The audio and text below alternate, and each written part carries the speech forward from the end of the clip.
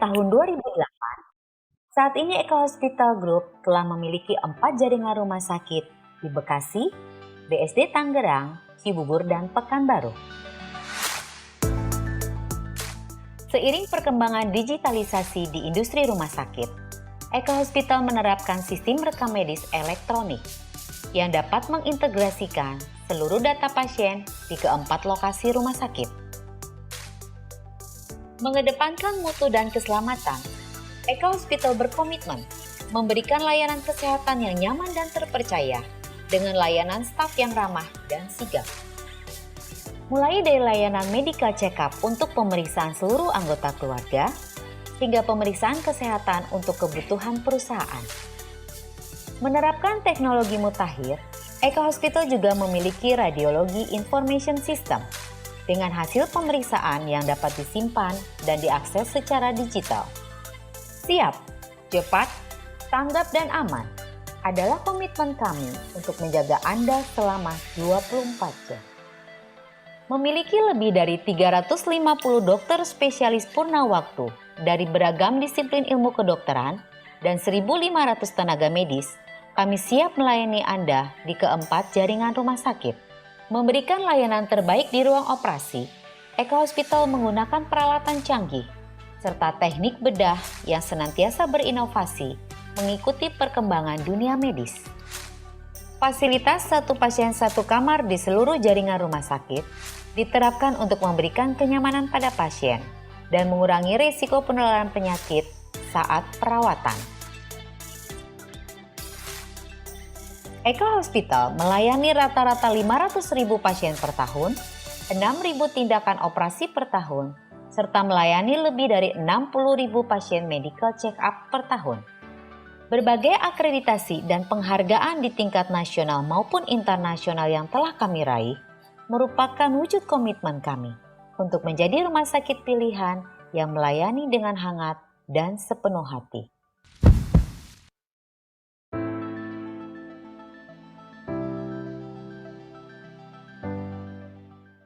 Berdiri sejak tahun 2008, saat ini Eka Hospital Group telah memiliki 4 jaringan rumah sakit di Bekasi, BSD Tangerang, Cibubur, dan Pekanbaru.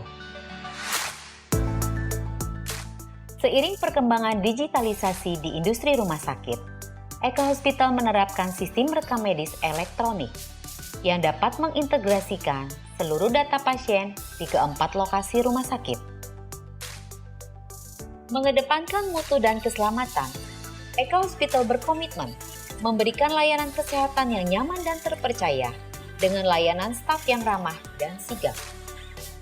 Mulai dari layanan medical check-up untuk pemeriksaan seluruh anggota keluarga, hingga pemeriksaan kesehatan untuk kebutuhan perusahaan. Menerapkan teknologi mutakhir, Eka Hospital juga memiliki radiologi information system dengan hasil pemeriksaan yang dapat disimpan dan diakses secara digital. Siap, cepat, tanggap, dan aman adalah komitmen kami untuk menjaga Anda selama 24 jam. Memiliki lebih dari 350 dokter spesialis purna waktu dari beragam disiplin ilmu kedokteran dan 1.500 tenaga medis, kami siap melayani Anda di keempat jaringan rumah sakit.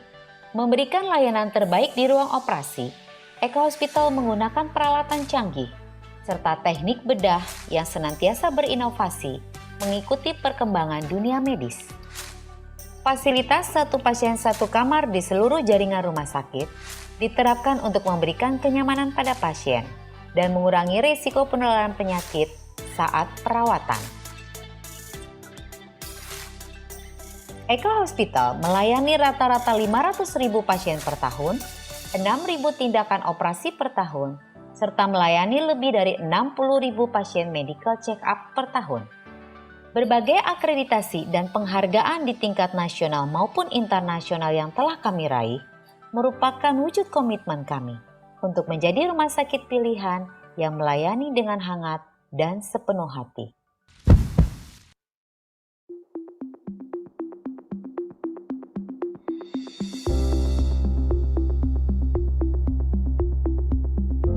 Jangan panik saat merasa punya gejala COVID-19.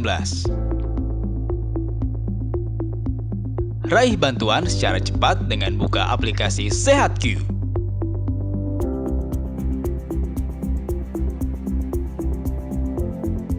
Bisa chat atau video call dokter.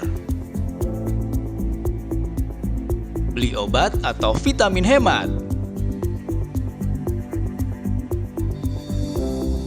Cari lokasi tes COVID-19 di jaringan NAR Kemenkes Republik Indonesia. Sampai cari perawatan lengkap setelah sembuh COVID-19. Tanya seputar COVID melalui WhatsApp dengan CS SehatQ. Ayo, download SehatQ sekarang.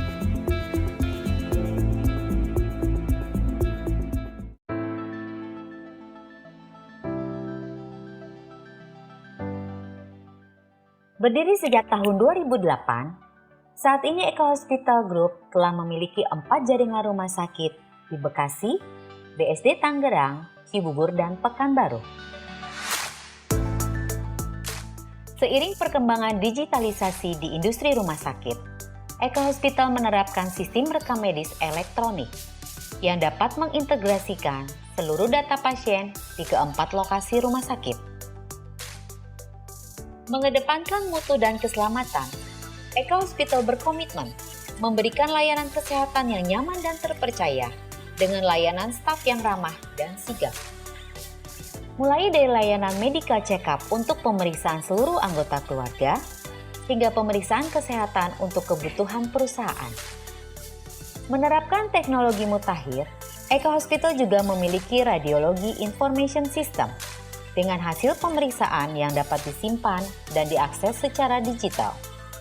Siap, cepat, tanggap, dan aman adalah komitmen kami untuk menjaga Anda selama 24 jam. Memiliki lebih dari 350 dokter spesialis purna waktu dari beragam disiplin ilmu kedokteran dan 1.500 tenaga medis, kami siap melayani Anda di keempat jaringan rumah sakit.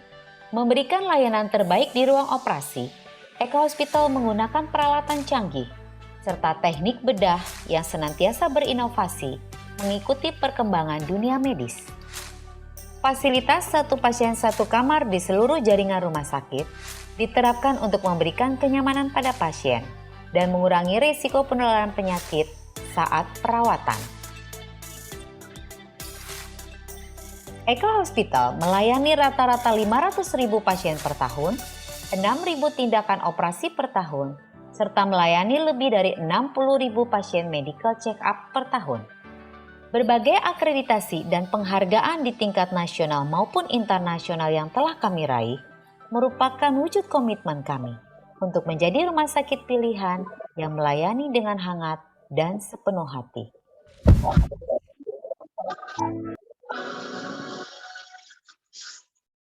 Oke, selamat siang semuanya. Terima kasih, salam sehat buat kita semuanya.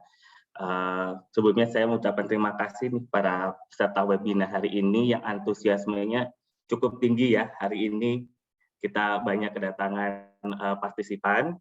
Oke, terima kasih sebelumnya kembali hadir untuk webinar masuk ke episode keempat. Nggak kerasa udah masuk ke episode keempat.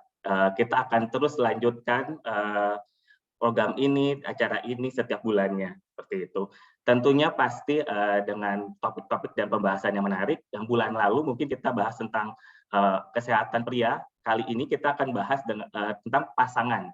Jadi antara pria dan wanita ya, seperti itu. Hari ini sudah hadir narasumber kita, yaitu Dr. Widi, spesialis urologi konsultan andrologi kita, dan Dr. Vina Widya, spesialis urologi konsultan female dan fungsional neurologi, yang akan mengisi materi dan topik kita hari ini, yaitu mengenai nyeri panggul dan inkontinens urin, atau kita bilang kebocoran berkemih. Apa sih itu maksudnya? Kayaknya kita bertanya-tanya terus nih, maksudnya apa nih? Apakah ada hubungannya juga dengan nanti hubungan seksual dengan pasangan kita? Kita akan kupas tuntas semuanya hari ini dengan narasumber kita yang sudah hadir seperti itu. Terima kasih juga saya ucapkan untuk media yang sudah hadir ikut serta dalam webinar hari ini. Kita turut atas support-nya hari ini, kita turut berterima kasih semuanya gitu. Untuk mengingatkan kembali untuk hari ini para peserta webinar kita akan untuk acara tanya jawabnya nanti kita melalui dengan kolom chat seperti itu. Apabila nanti dari peserta webinar sudah ada pertanyaan-pertanyaan nih di tengah-tengah para narasumber kita memberikan materinya, ada pertanyaan boleh langsung kita isi kolom chatnya untuk pertanyaan-pertanyaan, nanti kita akan jawab semuanya setelah para narasumber kita menyelesaikan materinya seperti itu. Kita langsung masuk ke acara utama. Terima kasih buat Dr. Widi, Dok. Selamat siang, Dok. Ya, selamat siang, Dr. Riko. Ya, siang, Dok. Terima kasih, Dok, sudah hadir di webinar kali ini ya, Dok. Atas waktunya mungkin hari ini punya aktivitas yang cukup padat ya, Dok. Bisa meluangkan waktunya di webinar kita siang ini ya, Dok. Ya, nggak apa-apa. Oke, terima kasih, Dok. Seperti itu. Sedikit saya membacakan untuk CV Dr. Widi. Dr. Widi lahir di Jakarta 26 Mei tahun 1988. Beliau menyelesaikan S1 kedokterannya di Universitas Indonesia tahun 2010 dan juga spesialis urologi di Universitas Indonesia tahun 2017. Saat ini beliau sudah menjadi konsultan andrologi urologi di Universitas Indonesia juga dari September 2020 hingga sekarang. Untuk posisi sekarang beliau sebagai Head Divisi Urologi di Universitas Indonesia dan juga sebagai Medical Staff Endo Urologi di Universitas Indonesia. Saat ini juga beliau praktek di RSCM dan juga di EKA Bekasi ya, Dok ya. Seperti itu. Oke, untuk jadwal beliau bisa kita lihat di website EKA Hospital Bekasi, ekahospital.com. Beliau ada jadwal prakteknya di kita seperti itu. Oke, untuk materi yang pertama dari Dr. Widi, kita akan membahas masalah nyeri panggul kronik. Apa sih nyeri panggul kronik? Kira-kira ada nggak hubungannya dengan gangguan seksual pada pasangan kita? Kita akan kupas tuntas sebentar lagi dengan Dr. Widi. Oke, waktu dan tempat kami persilahkan, Dok. Baik, terima kasih Dr. Riko atas introduksinya dan juga terima kasih kepada korporat sudah mensupport ya untuk acara ini. Jadi kita juga cukup senang secara berkesinambungan dilanjutkan terus ya episode sekarang dan episode keempat ya. Baik, saya coba share screen ya, maaf. Apakah sudah terlihat? Dr. Riko, apakah sudah terlihat? Saya? Sudah ya? Sudah. Oke. Ya, jadi memang siang ini saya dengan Dr. Vina akan coba membahas mengenai keluhan yang mungkin sebenarnya banyak dikeluhkan tapi masih belum banyak orang ketahui ya. Pertama pada apa namanya laki-laki, habis perempuan juga ada. Dan ini memang kadang bahkan dokter pun juga mungkin masih belum banyak yang mengetahui kira-kira ini sebenarnya sakitnya apa ya. Jadi yang memang rencana ini siang ini kita bahas itu adalah mengenai sindrom nyeri panggul kronis ya. Memang kalau kita ngomongin masalah ini tentunya nanti kita akan bicara juga menyinggung masalah prostatitis. Jadi nanti kita bahasnya apakah prostatitis dan apakah yang dimaksud dengan sindrom nyeri panggul kronis ya. Ini adalah bahasan yang mau coba kita bahas yang ini, jadi tentunya adalah definisi dan penyebab dari nyeri panggul kronis. Lalu karena tadi saya sempat bilang bahwa ini sangat berhubungan dengan prostatitis atau namanya radang di prostat ya. Kita akan juga bahas mengenai klasifikasinya, lalu apa sih kira-kira tanda dan gejala dari masalah prostatitis dan juga sindrom nyeri panggul kronis ini, dan juga bagaimana penyebab dan faktor risiko serta diagnosis bagaimana, dan juga tentunya terakhir adalah masalah tata laksananya. Nah, ini adalah ilustrasi kasus yang mungkin sering kita sering jumpai atau mungkin kita alami ya, mungkin pada pria-pria yang suka ngerasa sakit kok di bawah perut sakit atau di bawah skrotum sakit, di daerah kemaluan juga sakit. Nah, ini contohnya adalah misalnya pada pria 38 tahun datang dengan keluhan nyeri panggul ya, seperti yang di foto ini. Ada nyeri juga saat berkemih dan juga ada kemungkinan sulit menahan kencing. Nah, ini memberat sejak 3 bulan terakhir. Dan secara hubungan seksual, nah ini ternyata pasien juga merasa ada keluhan nyeri. pasca ejakulasi ya, walaupun keluhan-keluhan lain seperti demam, menggigil, nyeri pinggang itu tidak ada. Nah, kita mulai masuk pembahasannya. Jadi, masalah nyeri panggul kronis ini secara umum definisinya adalah rasa nyeri atau tidak nyaman pada area panggul ya, yang terjadi secara kronis baik pada pria maupun wanita. Nah, ini bisa banyak penyebabnya. Sebenarnya tidak hanya masalah urologi di saluran kemih, tapi dari masalah pencernaan, dari organ reproduksi ya, dari tulang dan otot area panggul, bahkan psikologis pun dan juga persarafan ini juga dapat mempengaruhi keluhan nyeri ini ya. Dan kalau kita lihat dari penyebabnya lebih jauh lagi, ini sebenarnya nyeri panggul kronisnya ada dua tipe. Jadi ada yang primer, ada yang sekunder. Jadi maksud dengan primer itu adalah dia tidak ada kelainan atau faktor risiko yang jelas. Jadi ya dicari-cari ini kita sudah evaluasi segala macam, ternyata tidak ada masalah. Nah itu dinamakan dengan yang primer. Kalau sekunder ini bisa lebih mudah, jadi ini mungkin terkait dengan penyakit lain seperti adanya tumor, keganasan, ada infeksi, ya, ada trauma, misalnya sempat kecelakaan daerah panggul ya, atau pasca operasi di dekat-dekat daerah panggul. Nah, kalau ditelaah lebih jauh lagi, memang ada beberapa sistem organ yang berperan tadi kan sempat kita bahas. Jadi ada pencernaan, kandungan, ya, otot dan tulang, saraf, psikiatri, dan juga urologi. Dan ini memang ada beberapa penyakit-penyakit yang bisa berhubungan dengan keluhan nyeri panggul kronis ini. Ya. Nah, mungkin kalau kita bicara masalah yang primer, yang artinya kita tidak tahu kenapanya, di bidang urologi, maka ini biasanya kita bilang bahwa nyeri panggul ini, kronis ini tidak ada bukti infeksi atau penyebab lain yang jelas. Dan biasanya pada kondisi yang hanya pada pria, ini biasanya terkait dengan kelenjar prostat. Jadi istilah lainnya adalah namanya primary prostate pain syndrome atau sindrom nyeri prostat primer. Dan kalau kita lihat lagi memang ini agak sedikit kalau kita melihat dari sisi dibandingkan dengan wanita. Nah, itu kita juga kalau dari sisi pria mungkin ada kondisi seperti ini ya, namanya prostat kronis, prostatitis kronis atau sindrom nyeri panggul kronis atau bahasa Inggrisnya ya chronic prostatitis atau chronic pelvic pain syndrome ya. Dan di tengah-tengahnya itu ada urologic chronic pelvic pain syndrome ya. Dan di sebelah kanannya itu sindrom nyeri kandung kemih atau interstitial cystitis atau bladder pain syndrome. Nah, ini biasanya juga lebih sering pada yang perempuan ya. Kalau kita lihat di sini dia prevalensi yang pasien wanita itu 2% kalau pada kasus yang bladder pain syndrome ya. Jadi istilahnya adalah bladder pain syndrome atau sindrom nyeri kandung kemih primer. Jadi ada dari sisi kandung kemih, ada dari sisi prostat. Ini juga bisa berperan dalam hal nyeri-nyeri panggul di bidang urologi. Dan yang mungkin yang ini mau coba kami bahas, saya bahas lebih dalam adalah yang masalah prostatitis ini ya, karena memang tema kita memang lebih ke arah pria, cuma nanti kita tidak terbatas juga kalau nanti ada masalah yang perempuan, masalah ada keluhan nyeri kandung kemih, nanti juga bisa kita bahas barengan. Karena juga memang dari Dr. Vina juga ahlinya nih ya. Dan sebelum kita membahas lebih lanjut, tentunya kita harus mengetahui organ reproduksi pria itu ada apa saja. Jadi kalau kita lihat dari penampang anatomi di sebelah kiri ini adalah badan manusia, terus seperti dilihat dari tengah badan itu ya. Nah ini ada penis, ada testis. Nah prostat itu lokasinya di sini. Jadi dia lokasinya ada di bawah kandung kemih, ada di belakangnya penis, ya, yang warna kuning ini, oranye.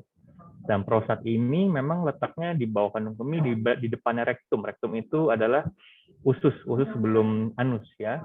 Dan fungsinya itu adalah untuk membantu menutrisi air mani ya dan meningkatkan volume ejakulat ya. Nah, apa sih sebenarnya prostatitis ini? Itu adalah peradangan ya atau inflamasi bahasa kedokterannya ya yang terjadi pada kelenjar prostat. Nah, ini memang ada beberapa tipe. Sekali lagi ada beberapa tipe. Tadi kalau kita sering sekali nyebut namanya prostatitis kronis, sebenarnya ada beberapa lagi yang lain. Jadi ada yang prostatitis bakterial akut. Nah, ini sebenarnya secara definisi adalah infeksi bakteri pada kelenjar prostat yang terjadi secara akut atau mendadak. Atau yang kedua, prostatitis bakterial kronis, artinya ini sudah berlangsung lama ya. Dan yang ketiga ini adalah yang sekarang kita akan coba bahas lebih banyak. Ya, jadi nyeri panggul kronis dengan tanda dan gejala prostatitis tanpa infeksi bakteri. Ya, jadi tanpa infeksi bakteri. Ya, nah nomor 4 ini lebih jauh lagi adalah peradang prostat tapi dia tidak ada gejala sama sekali. Ya. Nah, seberapa sering sih sindrom nyeri panggul kronis ini terjadi atau tadi yang namanya prostatitis kronis tanpa infeksi ya. Jadi ini adalah jenis prostatitis terbanyak ya, mencapai 85 sampai 95%. Jadi kalau dari 4 ini yang paling banyak adalah yang nomor 3 ya, kurang lebih 85 sampai 90%. Dan ini sering terjadi pada pria-pria yang di bawah 50 tahun. Dan kurang lebih 8,3% menderita ini mengalami penurunan kualitas hidup karena biasanya cenderung dia berulang terus, susah ditangani, jadi ujung-ujungnya bisa mengalami depresi. Ya, dan kalau kita lihat dari persentase pria yang mengalami kondisi ini di seluruh dunia itu kurang lebih 9-16%. Dan apa sih sebenarnya yang menyebabkan sindrom nyeri panggul kronis ini? Memang sebenarnya kalau kita lihat ini sulit untuk menentukan satu penyebab tunggal. Karena seringkali dia merupakan kombinasi dari beberapa faktor. Jadi misalnya seperti adanya gangguan integritas sel organ saluran kemih, adanya peradangan kronis atau autoimun, adanya riwayat infeksi, ya, infeksi saluran kemih atau infeksi menular seksual, dan juga adanya ketidakseimbangan hormon atau adanya spasme ya, seperti kontraksi di otot dasar panggul, gangguan pola berkemih, gangguan pada sistem saraf, sama masalah psikis, psikososial. Ya, jadi memang kalau kita lihat penyakit ini cukup multifaktorial ya, jadi ada beberapa faktor yang bisa berperan dan jarang sekali ini satu penyebab tunggal ya. Dan ini juga selain dari masalah penyebab, ada juga beberapa faktor risiko yang memperberat keluhan atau kondisi dari prostatitis kronik ini atau nyeri panggul kronis. Misalnya seperti pola makan, misalkan konsumsi alkohol, kopi, makanan pedas, diet yang berlebihan ya, gangguan pencernaan, atau misalnya gangguan kebiasaan seksual seperti suka menunda ejakulasi, frekuensi senggama yang berlebihan, senggama terputus, dan juga abstinensi yang terlalu panjang. Jadi sebenarnya kalau kita lihat ini sebenarnya ya untuk masalah frekuensi senggama baiknya memang secukupnya, tidak berlebihan tapi juga tidak terlalu jarang ya. Lalu pola hidup yang sedenter, tidak aktif ya, lingkungan dengan stresor tinggi pekerjaan misalnya, atau selalu lelah, kurang tidur, dan juga adanya kondisi misalnya pernah ada kejadian trauma atau benturan ya pada perineum. Perineum itu adalah daerah selangkangan antara skrotum sama anus ya, kantung kemaluan sama anus. Nah, jadi ini biasanya diakibatkan karena posisi duduk yang tidak benar, misalnya pada saat bersepeda lama ya, atau olahraga yang berlebihan, dan juga penggunaan baju sama celana. Sebenarnya paling penting adalah penggunaan celana yang ketat. Dan apa saja sih gejalanya? Namanya kan sindrom ya. Jadi kalau namanya sindrom itu biasanya ini adalah merupakan kumpulan atau gejala yang beragam dan dapat berbeda antar penderita. Secara garis besar dia ada beberapa gambaran keluhan. Jadi ada nyeri panggul kronis, ada gangguan berkemih, ya, sama ada gangguan fungsi seksual. Nah, kalau nyeri pada area panggul, biasanya ini contohnya itu di area panggul dan juga di daerah perineum. Ini adalah lokasi antara kemaluan dan anus. Bisa juga di buah zakar, bisa juga di kantung kemaluan, di anus, di penis. Terutama biasanya dirasakan di ujung penis karena dia menjalar ya. Dan ini berlangsung minimal 3 bulan. Minimal 3 bulan dan biasanya ditandai dengan nyeri yang dapat memberat dengan berkemih atau ejakulasi. Kalau dari masalah kencing bagaimana? Kadang-kala sering ada gangguan kencing itu sering. Kencing dikit-dikit kencing termasuk di malam hari. Jadi malam hari terbangun karena untuk kencing, nah ini juga menjadi keluhannya. Atau bahkan ya tadi sulit menahan kencing mengakibatkan frekuensi kencing ini juga bertambah. Lalu pancaran kencing tidak lampias, pelan, terputus-putus, dan juga bahkan sampai nyeri pada saat berkemih. Pada hubungan seksual bagaimana efeknya? Ada misalnya keluhan nyeri saat atau pasca ejakulasi, bahkan mengakibatkan ejakulasi dini. Ya. Bahkan sampai yang mungkin sering ditakutkan pada pria adalah impoten atau disfungsi ereksi, di mana ini adalah ketidakmampuan mencapai atau mempertahankan ereksi atau nyeri pada saat senggama. Bagaimana sih pemeriksaan dan diagnosis sindrom nyeri panggul kronis ini? Tentunya kita sebagai dokter kita harus memeriksa secara holistik dari wawancara, anamnesis ya, dan juga nanti ada beberapa kuesioner atau bantuan pertanyaan yang bisa lebih kita screening untuk ke arah penyakit ya. Pemeriksaan fisik, pemeriksaan lab, urin terutama pada hal ini, dan juga pemeriksaan spesifik lainnya. Dan bisa dikatakan penyakit ini atau sindrom ini adalah diagnosis yang ditegakkan setelah diagnosis lainnya dapat disingkirkan. Artinya misalnya ada keluhan infeksi, keluhan tumor tadi ya, radang segala macam, itu kok semuanya nggak ada negatif segala macam, artinya nah kita harus curiga ke arah nyeri panggul kronis ini. Biasanya yang kami tanyakan, dokter pasti tentunya dari hal anamnesis atau wawancara, tentunya nanti tadi kita konfirmasi masalah nyeri bagaimana, apakah lokasinya di daerah perineum, di daerah penis, skrotum, penjalarannya bagaimana, dan kira-kira apakah berhubungan dengan kebiasaan makan makanan pedas atau kopi, ya. Dan lalu durasinya bagaimana, apakah dia lebih dari 3 bulan, ya, dan itu karena itu menentukan definisinya nanti. Dan kira-kira keluhan penyertanya bagaimana? Masalah gangguan berkemih, masalah seksual, bagaimana tadi saya bilang. Jadi ada kencing sering atau pada saat ejakulasi sakit, ini juga masih kita tanyakan. Dan tentunya kita juga masih mengeksplor apakah ada masalah psikologis, misalnya dilihat dari pasien apakah ada gejala-gejala depresi, ada stres di pekerjaannya, ya, beralih atau berakibat pada penurunan kualitas hidup, dan kira-kira pemeriksaan sudah dijalani apa, dan tentunya kita harus menanyakan harapannya apa nih pasien, apakah dari sisi nyerinya berkurang, apakah kencingnya lebih lancar, ini harus kita eksplor. Dan biasanya pasien-pasien yang berobat ke kami, ke dokter, itu rata-rata durasinya sudah cukup panjang, kurang lebih ini dari penelitian 87 bulan. Jadi bisa bertahun-tahun nih pasien sudah mengeluh seperti ini, baru dia ke dokter.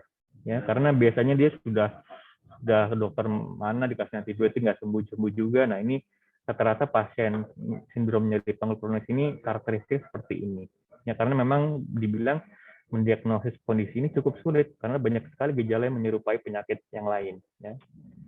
Dan ini adalah kuesioner yang biasa kita berikan. Jadi ada beberapa kuesioner yang bisa kita gunakan untuk menilai keluhan-keluhan pasien. Ada keluhan kuesioner pertama namanya kuesioner NIH CPSI. Ini memang spesifik untuk yang prostatitis. Dan ini adalah kuesioner IPSS, ini biasanya untuk menilai gangguan berkemih. Dan juga yang terakhir kuesioner IIEF atau HF, ini biasanya menilai fungsi ereksi. Nah, khususnya pada yang CPS ini, kalau kita di sebelah kiri, ini menanyakan beberapa hal. Yang kalau kita lihat di kiri ini adalah kita berkonsentrasi masalah nyeri. Jadi misalnya nyerinya pada seminggu terakhir ini, apakah adanya nyeri di daerah antara anus dan testis, apakah ada nyeri di testis, apakah ada nyeri di ujung penis, di bawah pinggang. Nah, ini kalau misalnya semuanya ada, ini skornya makin tinggi nih. Ya. Dan juga kira-kira dalam 1 minggu terakhir, apakah ada nyeri atau rasa terbakar pada saat kencing, atau misalnya rasa nyeri pada saat ejakulasi, ya, atau mencapai puncak seksual atau orgasme. Nah, ini kalau makin banyak, makin tinggi skornya, makin jelek. Ya, dan kira-kira kualitas seperti apa nih nyerinya? Apakah sering, ya? Apakah selalu atau tidak pernah? Dan secara angka nyerinya itu sampai level berapa? 1 itu tidak nyeri, 10 itu nyerinya sangat hebat sekali. Nah, ini makin tinggi makin jelek. Ya, selain itu juga ada masalah kencing, dan juga dampak keluhannya kira-kira secara kualitas hidupnya akan berturun atau tidak. Nah, tentunya ini makin tinggi scoring adalah makin jelek. Nah, biasanya pemeriksaan fisik yang biasa kita kerjakan pada kasus ini, tentunya kita memeriksa tanda vital, tensi, nadi, ya, dan juga pemeriksaan umum seluruh badan, juga area abdomen atau perut kita periksa apakah ada masalah tumor atau yang lain, dan juga masalah daerah kemaluan, ya, testisnya bagaimana, penisnya apakah ada kelainan, dan yang paling penting adalah colok dubur. Ini adalah tindakan di mana kita memasukkan satu jari ke daerah anus, lalu kita pencet daerah atas ini untuk melihat atau mengevaluasi prostatnya bagaimana. Karena biasanya pada pasien-pasien seperti ini, prostatitis, itu konsistensinya juga normal, biasanya lebih tidak, dan biasanya ada nyeri tekan yang hebat pada saat kita melakukan penekanan seperti ini. Kalau normal dia tidak ada nyeri tekan. Nah, ini yang mesti kita evaluasi. Pemeriksaan labnya adalah ujung tombak kita untuk menilai apakah dia golongan yang tadi kan saya bilang ada yang infeksi, ada yang tidak. Karena itu menentukan itu. Jadi kita tentunya harus melakukan urinalisis lengkap, ya, dan juga urin bila perlu karena kita mau mengetahui apakah ada bakteri secara umum. Dan yang juga yang penting adalah pemeriksaan cairan prostat setelah masuk ke prostat. Jadi biasanya kita menilai ada beberapa kencing nih. Jadi pertama adalah kencing pertama, ini adalah yang kita nilai. Lalu setelah itu urin tengah-tengah, ya. Jadi yang karena urin awal itu yang warna hijau ini biasanya di sepanjang uretran, ya. Yang warna biru ini tengah-tengah ini untuk menilai urin yang ada di kandung kemih, ya. Dan urin yang ketiga itu adalah, ini adalah setelah tadi kita colok dubur, itu biasanya pada pasien prostatitis dia akan mengeluarkan cairan atau sekret penis. Nah, ini yang kita nilai, kita evaluasi, kita bawa ke lab. Dan tentunya yang terakhir adalah kencing pasca kita massage prostat. Karena kita bisa curiga bahwa kalau setelah dimassage dia ada keluar cairan atau sekret yang berisi mungkin ada bakteri, dia akan masuk ke dalam kandung kemih, sehingga selain dari yang kita cek di gelas ini, kita juga masih cek urin yang setelah dimasak.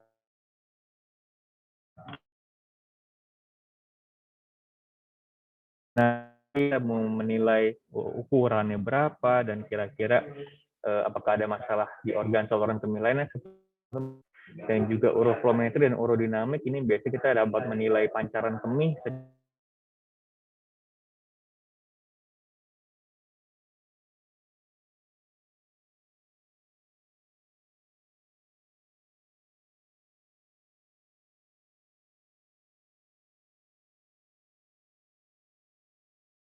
seperti MRI. Ada juga evaluasi simple, jadi dari penelitian di luar itu menggunakan sistem klasifikasi namanya U-point. U-point itu adalah untuk mengelompokkan gejala dan temuan dan menentukan terapi. U-point itu singkatan, ini sebenarnya ada beberapa domain ya. Jadi ada U itu adalah masalah urologi, P-nya adalah psikologis, O-nya adalah organ spesifik, ya, neurologi, T ini adalah tenderness penyertaan pada otot, dan juga S-nya adalah disfungsi seksual. Jadi kalau kita ketemu pasien-pasien seperti ini atau ketemu dengan orang seperti ini, baiknya kalau agak susah penyebabnya apa, U-point aja kita ingat. Ada masalah-masalah ini kemungkinan dari pasien ini. Ya, kalau ada beberapa hal ini, maka sebenarnya ini yang kita treatment. Jadi treatmentnya itu nggak cuma masalah urologi, tapi kalau dia ada masalah psikologis ya kita treatment juga. Kalau dia ada masalah saraf ya kita treatment juga masalah sarafnya. Dan pilihan terapi ini sangat bervariasi, jadi tentunya tujuannya adalah untuk mengurangi gejala. Biasanya sih memang keluhan yang sering dikeluhkan adalah masalah nyeri. Jadi biasanya gejala nyeri yang kita targetkan, dan juga kita harapkan adalah meningkatkan kualitas hidup. Ada macam-macam sekali dari terapinya, dari konservatif yang paling ringan, ada yang terapi, dan juga sampai pembedahan. Bagaimana konservatif? Misalnya nanti kita modifikasi gaya hidup dengan obat-obatan, dengan latihan relaksasi otot, dan juga terapi kognitif behavior atau terapi lainnya, ya.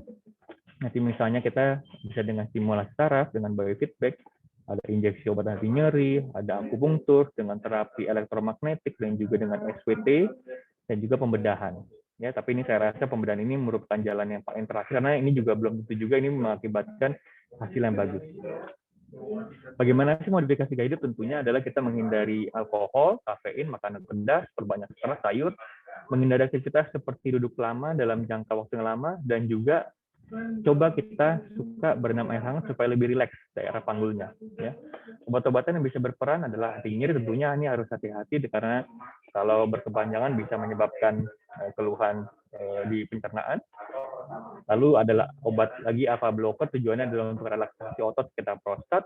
Ada antibiotik bila mana memang kita curiga memang ada infeksi. Ada juga relaksan otot. Nah, ini tujuannya adalah untuk mengurangi spasme atau kontraksi dari otot dasar panggul. Dan biasanya juga yang kita berikan adalah pregabalin. Ini kalau misalnya kita ada curiga ada sifat nyerinya itu karena masalah saraf. Ya. Terapi lainnya juga seperti fisioterapi, ini juga bisa kita kerjakan tentunya dengan relaksasi otot panggul untuk mengurangi spasme, dan juga dari sisi psikiatri kita bisa melakukan psikoterapi atau kognitif behavioral terapi. Jadi ini sebenarnya adalah lebih ke arah untuk konseling, ya, konseling untuk mengatasi masalah depresi, cemas, dan takut yang mendapat beberapa berat dari kondisi ini, ya. Atau terapi lainnya misalnya dengan stimulasi saraf, SWT, ya, ada gelombang kejut nih. Jadi nanti diharapkan dengan pemberian gelombang ini langsung ke prostat, dia akan memperbaiki jaringan prostat, ya.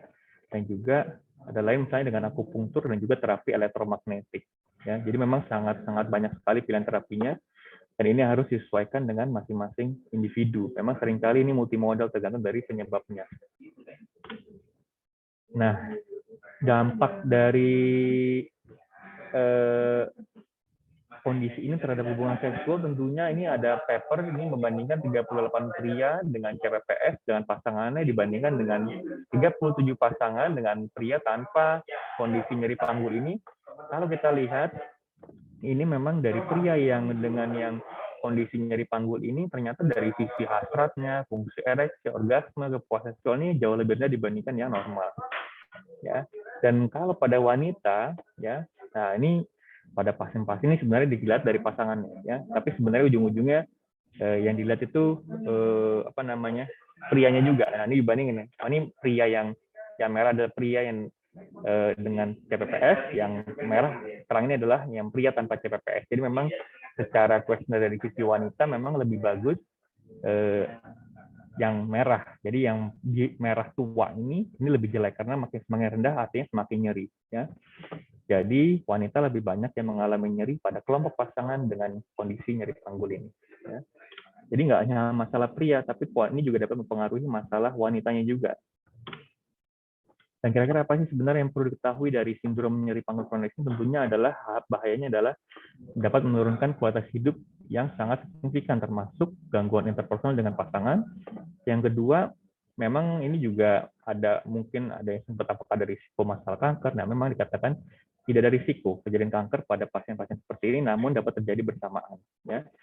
Dan pengobatan ini memerlukan waktu hingga bulan bahkan tahun, dan ini tidak bisa secara instan. Jadi jangan apa namanya cepat-cepat kita pengennya sekali tindakan atau sekali pengobatan langsung beres, tapi ini sebenarnya butuh waktu karena selain dari beberapa terapi yang bisa kita berikan itu juga membutuhkan waktu. Secara kesimpulan dari presentasi saya, tentunya dari sindrom nyeri panggul kronis ini merupakan diagnosis urologi yang tersering pada pre-open dari usia kurang 50 tahun. Namun memang dari sisi penyebab pastinya ini masih belum jelas karena banyak sekali penyebabnya yang bisa menjadi multifaktorial dalam berakibat dari kondisi ini. Dan biasanya ini diagnosis ini dibuat dengan menyingkirkan diagnosis penyakit lain yang memang kalau kita lihat pada tumor, pada riwayat operasi, semua negatif baru kita curiga ke arah sini. Ya, dan dikatakan memang terdapat berbagai modalitas terapi yang dapat digunakan untuk mengurangi gejala ini. Jadi memang kita harus tailorize, jadi individual tergantung dari kondisi pasiennya. Saya rasa demikian, ini adalah Dr. Nisa Fira yang membantu slide saya dalam pembuatan. Dan saya ucapkan terima kasih. Selamat siang, mudah-mudahan bermanfaat. Oke, terima kasih Dr. Widi atas pemaparan materinya, Dok. Kayaknya seru banget nih.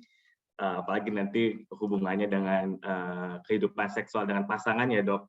Gitu. Jadi kalau kita ambil kesimpulan, intinya adalah sindroma panggul kronik ini memang berlangsung cukup lama ya, Dok, minimal 3 bulan, dengan ditandainya memang ada gangguan berkemih dan ujung-ujungnya sih gangguan hubungan seksual dengan pasangan ya, Dok ya. Dengan penyebabnya pasti kita belum bisa ketahui dengan pasti karena banyak sekali penyebabnya yang mendasari terjadinya nyeri panggul tersebut ya, Dok. Dan perlu pemeriksaan lebih lanjut untuk bisa menyingkirkan penyebab-penyebab tersebut ya, Dok ya. Seperti itu ya, Dok.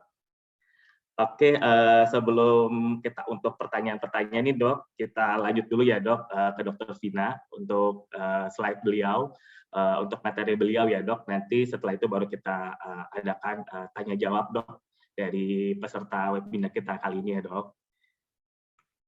Ditunggu ya, Dok. Oke, terima kasih, Dr. Vina. Ya, Assalamualaikum warahmatullahi wabarakatuh. Selamat siang. Dr. Riko. Iya, siang Dok, dengan Riko Dok. Gimana kabarnya Dok? Kabar baik Dr. Riko. Dr. Riko gimana kabarnya? Alhamdulillah Dok, sehat juga Dok. Oke, terima kasih ya Dok, udah bisa hadir nih Dok di tengah-tengah kita Dok di webinar kita kali ini Dok. Mungkin aktivitas lagi padat juga ya Dok di jalan ya Dok ya. Mohon maaf ya saya pakai handphone jadi background-nya nggak bisa nih. Oh, nggak apa-apa Dok, kita bantu di sini ya Dok. Saya bantu ya Dok. Oke, terima kasih banyak Dok. Sedikit untuk CV Dr. Vina. Oke, beliau lahir di Tangerang, 8 Mei tahun 1985. Menyelesaikan S1 kedokterannya di Universitas Indonesia. Setelah itu residensi urologinya di Universitas Indonesia juga. Dan terakhir adalah sebagai konsultan Female and Functional Urology di Universitas Indonesia juga. Oke, saat ini beliau bertugas di RSCM dan juga di EKBSD ya Dok? Iya Dok. Oke, oke, seperti itu. Untuk melihat jadwal Dokter Vina bisa lihat di website kita di ekahospital.com untuk jadwal-jadwal Dokter Vina ya, seperti itu. Hari ini Dokter Vina akan memberikan materi mengenai stress incontinence urinary. Apaan lagi nih? Kayaknya seru juga nih ya, Dok. Kita bilang kebocoran berkemih ya, Dok. Kayak ini sudah para peserta sudah nggak sabar nih, Dok, pengen tahu nih, Dok. Apa tuh stress urinary incontinence? Oke, waktu dan tempat kami persilakan, Dok. Ya, Dokter Riko, sebelumnya saya kirim slide yang baru ke Dokter Kevin. Oh gitu, Dok. Bisa tolong. Tadi saya udah kirim slide yang baru ya. Bentar, Dok. Bukan ini ya, Dok ya, yang kita tampilkan, Dok? Bukan. Oh, oke.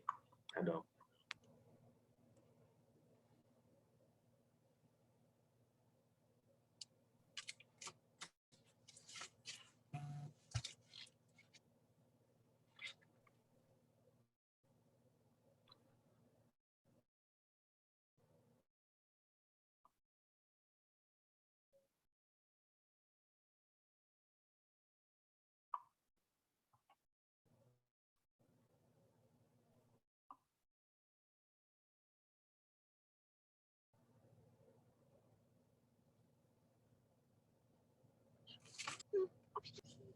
Kalau nggak ada, nggak apa-apa sih, nanti saya tambahin aja.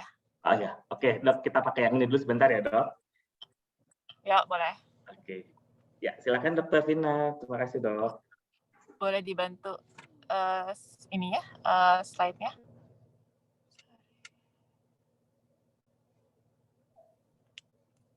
Sudah terlihat, Dok? Di saya belum ya. Belum ya, Dok? Aduh. Sorry.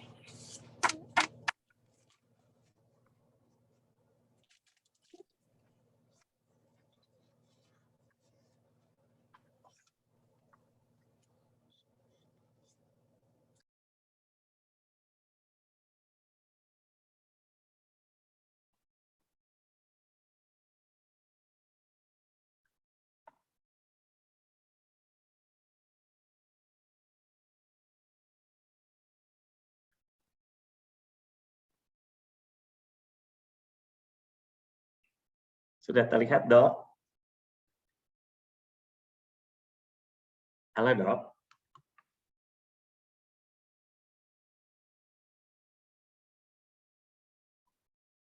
Halo, Dokter Vina.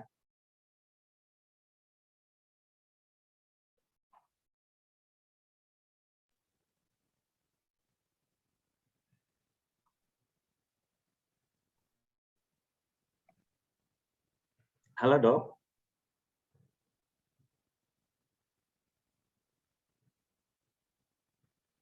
Oh, mungkin terputus sebentar ya. Halo, Dok?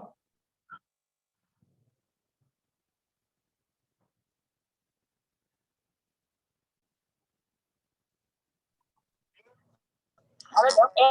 Udah Halo, Dok. terlihat, Dok. Gimana, Dok? Maaf, Dok, kayaknya terputus, Dok. Sudah terlihat, Dok?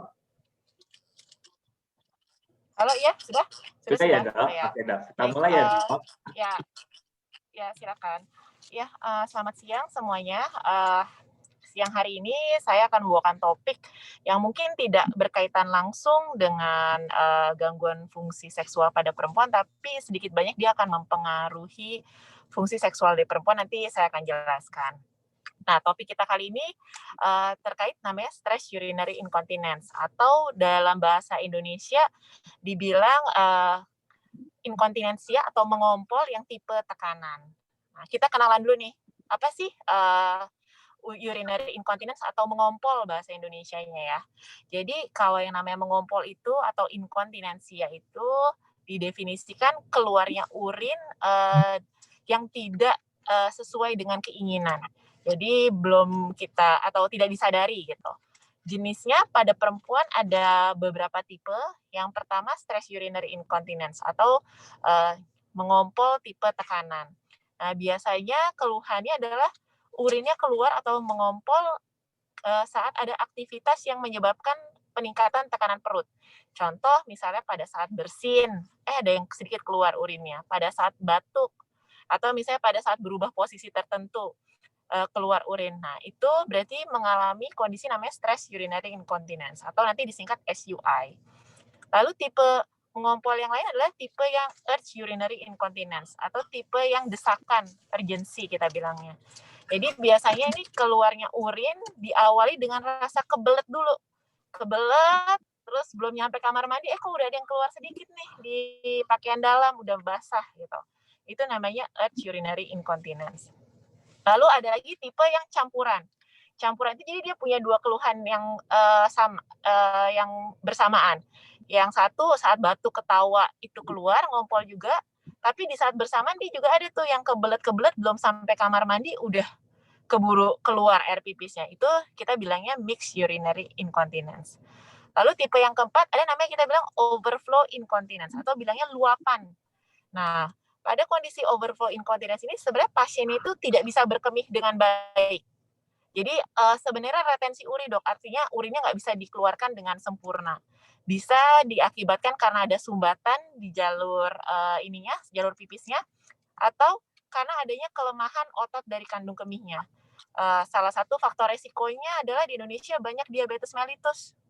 Nah, diabetes mellitus ini punya komplikasi mengganggu persarafan, mengganggu otot-otot dari kandung kemihnya sehingga terjadilah kelemahan dari otot kandung kemih.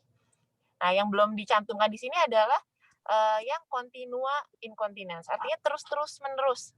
Terus-terusan keluar tanpa ada faktor pemicu yang jelas. Biasanya pada wanita berkaitan dengan fistula saluran kemih. Jadi adanya saluran yang tidak normal yang menghubungkan beberapa ruangan. Contohnya misalnya harusnya dari kandung kemih ke vagina itu kan tidak berhubungan, ada dinding penyekatnya. Tapi karena satu lain hal, contohnya misalnya ada riwayat operasi panggul, ada riwayat keganasan di daerah organ kewanitaan, nah itu bisa terjadi fistula saluran kemih. Next. Nah, hari ini, siang ini kita akan membicarakan tentang stress urinary incontinence. Tadi ya, keluhannya biasanya perempuan atau ibu-ibu itu mengeluhkan kok kalau batuk, ketawa atau kayak berubah posisi atau mengangkat benda berat gitu, ada urinnya yang keluar gitu membasahi celana. Derajatnya bisa ringan, misalnya hanya sedikit aja setetes, atau bisa juga yang berat sampai harus misalnya menggunakan pampers, atau mengganti pakaiannya. Jadi derajatnya bisa bervariasi. Tapi biasanya keluhannya jelas. Kalau lagi batuk ada yang sering keluar sih dok, atau kalau lagi olahraga nih ada yang keluar seperti itu. Next. Nah, angka prevalensinya bagaimana? Ternyata seiring bertambah usia, angka mengompol ini akan bertambah. Diketahui dari prevalensinya ini untuk stress urinary incontinence ini paling tinggi di usia 45 sampai 59 tahun. Memang sebagian besar sini tidak mengancam nyawa. Jadi bukan kondisi yang seperti mohon maaf kanker, keganasan gitu yang ada ancaman nyawa, tapi untuk mengompol ini lebih banyak mengganggu fungsi, terutama fungsi sosial. Apalagi dengan angka harapan hidup yang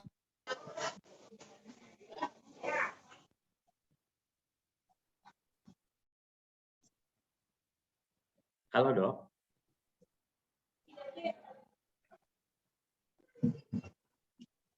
Kan kondisi fisik juga yang sehat ya, dan kalau dengan mengompol terus kok jadi bau pesing, nah itu aktivitas sosial juga bisa terganggu. Next. Next slide. Nah, ini ada penelitian yang menunjukkan perkiraan nih di Amerika nih kalau tahun 2050 angka kejadiannya bisa sampai tadi 24 juta kasus sampai 240 tadi. Sorry, slide-nya boleh dimundurkan. Lagi. 28 juta kasus katanya.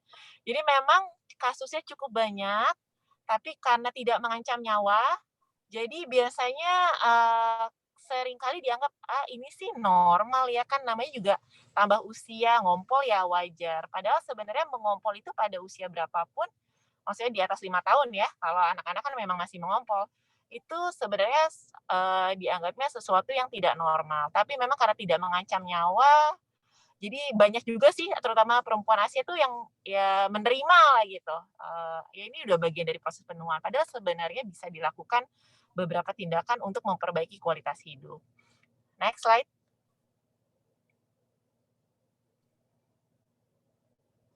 Kalau di survei yang dilakukan di Indonesia nih, didapatkan bahwa angka inkontinensia tipe yang urgency dan yang tekanan atau stress urinary incontinence itu merupakan tipe mengompol atau inkontinensia yang paling banyak gitu.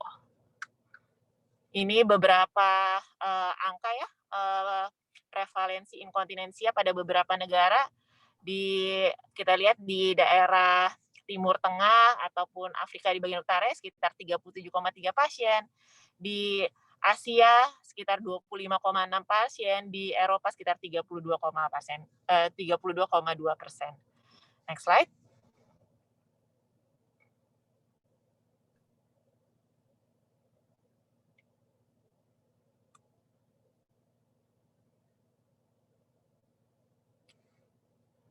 Slide berikutnya. Nah, kita kan mau tahu nih, kenapa ya terjadi mengompol gitu pada perempuan. Memang kalau untuk stress urinary incontinence ini, angka kejadiannya lebih banyak pada perempuan dibandingkan dengan laki-laki. Biasanya laki-laki itu ada faktor resikonya yang utama adalah operasi prostat. Nah, kalau perempuan bagaimana? Kalau perempuan karena beberapa hal angka kejadian stress urinary incontinence ini lebih tinggi. Penyebabnya apa? Penyebabnya dibagi dua biasanya. Yang pertama memang adanya kita bilang hipermobilitas uretra. Jadi saluran kencing yang namanya uretra itu bergeraknya terlalu hebat gitu, terlalu terlalu longgar gitu, karena disebabkan jaringan penyokong uretranya itu sudah kendor istilahnya gitu. Nah, yang penyebab kedua ini lebih jarang, adanya gangguan dari struktur sfinkternya. Kalau saya selalu bilang sfinkter tuh kayak katup di saluran kemih yang membuat kita itu tidak mengompol, membuat kita tuh kontinen. Biasanya dua penyebabnya. Nah, faktor resikonya yang pertama pada perempuan salah satunya adalah pertambahan usia. Jadi semakin usianya bertambah, memang dikatakan angka kejadian inkontinensi atau mengompolnya semakin tinggi. Tapi memang ini kan sesuatu yang tidak bisa kita modifikasi gitu. Tapi ada beberapa faktor resiko yang bisa kita modifikasi. Lalu faktor resiko yang berikutnya adalah proses kehamilan dan proses persalinan. Sesuatu yang secara natural memang dialami oleh banyak perempuan. Dikatakan kalau misalnya anaknya itu lebih dari satu, itu udah jadi faktor tersendiri seseorang perempuan itu mengalami mengompol tipe yang stres inkontinensia. Lalu bagaimana dengan metode persalinan? Memang secara penelitian, persalinan normal, artinya melalui jalan lahir yang normal atau vagina, memang memiliki faktor resiko terjadinya mengompol yang lebih tinggi ketimbang misalnya proses persalinan secara sesar. Wah, langsung nih, yang perempuan-perempuan maunya sesar aja ya. Ya, tapi nggak kayak gitu juga. Semua ada keuntungan dan kerugian. Dari penelitian dikatakan, penelitian nih, anak-anak yang dilahirkan dengan sesar, ini penelitian ya, dikatakan biasanya lebih mudah mengalami alergi atau angka atopinya lebih tinggi. Ini ada satu penelitian yang menyatakan seperti itu. Ada juga nih penelitian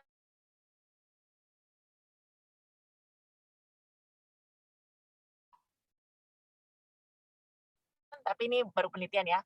Ini penelitian. Jadi ada resiko stres incontinence, lalu semua berbondong-bondong minta disesar. Jangan seperti itu, karena persalinan normal bagaimanapun memberikan keuntungan dan kelebihan tersendiri. Gitu. Penyebab faktor resiko lainnya adalah berat badan yang berlebih atau obesitas. Jadi untuk para ibu, perempuan gitu, menjaga berat badan di rentang normal itu bukan cuma karena ingin cantik, tapi juga memang sehat gitu. Jadi sebaiknya memang berat badan dijaga di rentang normal. Lalu faktor resiko berikutnya adalah adanya riwayat operasi di daerah panggul. Bagaimanapun itu akan mengganggu struktur penyanggah dari organ-organ panggul sehingga bisa menyebabkan kelemahan pada otot panggul dan menimbulkan keluhan mengompol. Gitu. Next slide.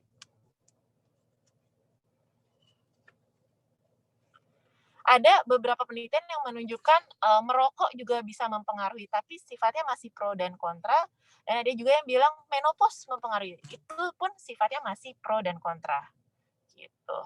Nah, diabetes ini juga sifatnya pro kontra, tapi tentunya dengan menjaga gula darah yang baik itu akan memberikan keuntungan yang banyak. Oke, next slide.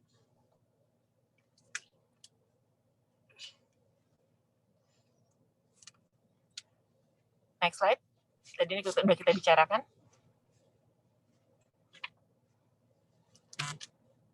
Next slide. Nah, sekarang kita ngomong nih, apa sih kaitannya nih mengompol dengan aktivitas seksual? Jadi, sudah banyak penelitian menyebutkan pada perempuan dengan keluhan mengompol, itu memang mengalami angka kejadian disfungsi seksual yang lebih tinggi. Biasanya berkaitan terutama dengan kecemasan atau hilangnya kepercayaan diri. Tapi juga ada beberapa yang menunjukkan angka gairah atau kayak libidonya itu juga semakin berkurang pada pasien-pasien dengan inkontinensia uri. Pada pasien dengan stress urinary incontinence biasanya mengalami keluhan pada saat adanya penetrasi dari penis ke dalam vagina itu suka ada kebocoran dari urinnya. Seperti itu. Nah, jadi kayak tadi saya bilang di awal-awal, mungkin ini tidak berhubungan langsung, tapi banyak penelitian membuktikan bahwa adanya inkontinensia urin sedikit banyak mempengaruhi dari fungsi seksual perempuan, bahkan sampai menyebabkan para perempuan ini jadi enggan untuk melakukan aktivitas seksual.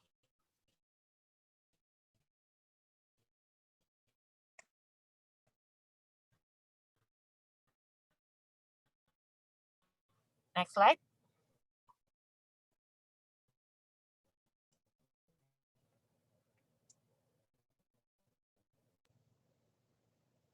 Bagaimana kita cara mendiagnosis ya? Tadi bagian bahasanya bisa diketahui atau didiagnosis hanya dengan wawancara, artinya hanya dengan anamnesis dan pemeriksaan fisik sederhana. Karena tinggal ditanyakan saja, ini mengompolnya saat apa nih? Saat batuk, tertawa, saat angkat benda berat, atau diawali dengan kebelet dulu, atau terus-terusan, itu bagaimana? Jadi bisa dibilang 70-80% diagnosisnya kita sudah bisa tahu dari sekedar wawancara sederhana. Lalu tentu saja ada pemeriksaan fisik tambahan yang sederhana yang bisa kita kerjakan di office atau di poliklinik ya. Pemeriksaannya memang biasanya berkaitan dari area kewanitaan. Kita bisa lihat saluran kelamin perempuannya itu ada kelainan atau tidak. Lalu kita bisa tes, namanya stress test. Jadi dengan kondisi kantong kencingnya terisi sekitar minimal 200 cc, kita minta nih pasiennya batuk atau tertawa atau mereproduksi proses kapan sih biasanya mengompol, itu kita lihat. Lalu kita juga bisa nilai, karena tadi kan penyebab utamanya biasanya si uretranya bergerak terlalu hebat. Ada pemeriksaan seperti Q-tip test yang bisa dikerjakan untuk menilai ada nggak ya hipermobilitas uretra. Lalu dilihat ada bekas riwayat operasi atau tidak. Dan itu tadi dilihat status estrogennya. Gimana tuh maksudnya status estrogen? Nah, hormon perempuan, estrogen itu mempunyai peran penting di daerah genitalia. Jadi biasanya kalau yang sudah mulai menopause, itu daerah wanitanya, organ kewanitaannya, misalnya vaginanya, biasanya lebih pucat warnanya. Rugenya atau lipatan-lipatannya mulai berkurang. Juga sudah mulai agak sedikit mengecil, seperti itu, dan lubrikasinya juga semakin berkurang. Nah, pada kasus-kasus yang dicurigai misalnya ada fistula, baru bisa kita lakukan pemeriksaan tes metilen blue untuk lihat ada nggak ya kebocoran yang menyebabkan inkontinensianya. Selain pemeriksaan fisik yang tertentu ini, kita juga bisa menambahkan pemeriksaan penunjang. Biasanya yang pertama kita periksa adalah urinalisa dulu, air pipis. Ada infeksi apa enggak? Karena itu penyebab keluhan berkemih yang tersering pada perempuan. Terus dilihat kalau perlu kultur urin, dilihat fungsi ginjal juga, terus kita tes pancaran kencing dengan uroflometri dan dilihat residunya. Ada nggak ya tadi kemungkinan tadi yang overflow itu tadi yang sebenarnya keluar air kencingnya nggak bagus nih, masih banyak sisanya. Dan pada beberapa kasus yang tertentu diperlukan pemeriksaan urodinamik untuk kasus-kasus stress urinary incontinence. Pemeriksaan ini tidak rutin dikerjakan, biasanya baru dikerjakan kalau kita memperkirakan ini mengompolnya bukan tipe yang stress urinary incontinence yang sederhana, tapi yang agak kompleks, baru kita evaluasi dengan sistoskopi ataupun urodinamik. Next slide.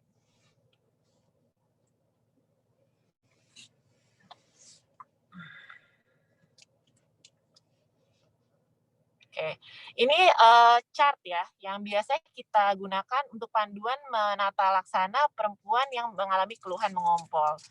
Biasanya kita wawancara dulu ibu, bagaimana keluhannya, kita identifikasi.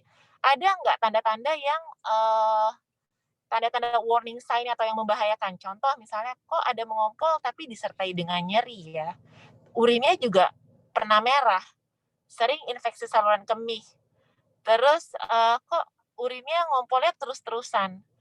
Lalu sisa air kencingnya banyak. Terus kita meraba atau melihat ada benjolan. Nah, itu butuh pemeriksaan yang khusus. Nah, tapi kalau misalnya tidak ada itu, kita bisa identifikasi dulu apa nih keluhannya ini, apakah stress incontinence, apakah urge urinary incontinence, apakah mixed urinary incontinence. Ini yang umumnya. Kalau tata laksana awalnya biasanya kita tidak perlu pemeriksaan penunjang yang advance seperti urodinamik ataupun sistoskopi. Kita bisa tawarkan yang awal ini, yang utama adalah terapi konservatif awal adalah olahraga Kegel, fisioterapi berupa Kegel exercise. Next slide.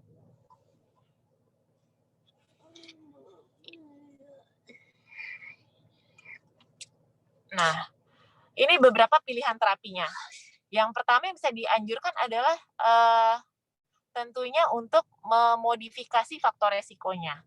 Misalnya mengurangi berat badan itu terbukti efektif untuk mengurangi nyerinya. Kalau tadi merokok, boleh di stop merokoknya.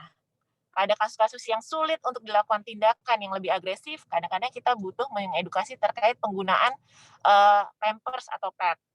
Gitu. Lalu dilakukan sarankan terapi fisik atau fisioterapi. Yang paling efektif adalah salah satunya sudah terbukti adalah olahraga Kegel. Kegel exercise tujuannya untuk menguatkan otot-otot panggulnya. Kalau memang ada fasilitas biofeedback untuk benar-benar mengidentifikasi udah benar belum ya Kegelnya, ototnya yang dilatih udah benar apa nggak. Kadang-kadang salah juga tuh yang dilatih, bukan otot panggul yang dilatih. Nah, itu bisa menggunakan dengan biofeedback. Pada orang-orang tertentu, ada nih yang sulit melakukan Kegel, bingung gitu, yang mana sih dok maksudnya yang otot yang harusnya diolahragain gitu, yang harusnya dilatih.